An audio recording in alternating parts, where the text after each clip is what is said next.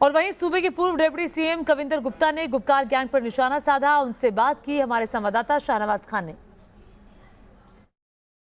All party meeting के बाद लगातार अलग अलग राजनीतिक दलों के बयान जो है वो सामने आ रहे हैं और उमर अब्दुल्ला ने आज कहा है कि सबसे पहले स्टेटहुड जम्मू कश्मीर को मिलना चाहिए, उसी के बाद वो इलेक्शंस जो हैं वो यहाँ पर होने चाहिए। साथ ही महबूबा मुफ्ती ने तो यहाँ तक कहा है कि वो अब चुनाव जो हैं वो नहीं लड़ेंगी जब तक 370 वापस नहीं आएगा। बात करने के लिए हमारे साथ कविंदर गुप्ता, उनसे बात करते हैं। सर, जिस तरीके से स्टेटमेंट आई है आज जो उमर अब्दुल्ला की प्रेस कॉन्फ्रेंस थी, उन्होंने कहा है कि पहले स्टेटहुड मिलना चाहिए, उसके बाद ही चुनाव जो है वो होने चाहिए। देखिए, इनके सामने गृह मंत्री जी ने जो बात कही है सभी ने स्वीकार की थी। अब बाहर आकर के इस तरह के अलग अलग से बयान देना, मुझे लगता है कि उसका कोई औचित्य नहीं है। शायद किसी दबाव के कारण से वो ऐसी बात कह रहे होंगे।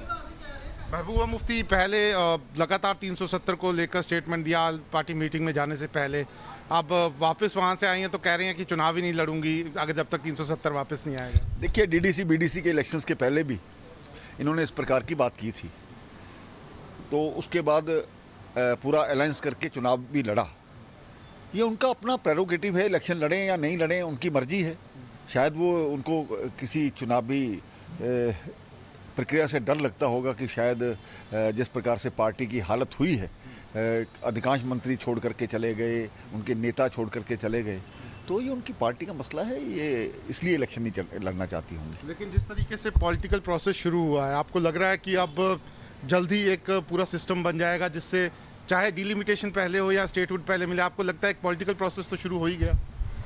बिल्कुल, डिलिमिटेशन का कार्य जारी है। परसों भी इस प्रकार की एक मीटिंग हुई है, तो उम्मीद करनी चाहिए कि नियत जो समय है उसके बीच में ही ये कार्य संपन्न होगा और 2021 में ही होगा। तो आने वाले समय में जल्द उसके बाद इमीडिएट इलेक्शन कराए जाएंगे। प्रधानमंत्री जी और गृह मंत्री जी दोनों सभी राजनीतिक पार्टियों के सामने कह चुके हैं। आखिरी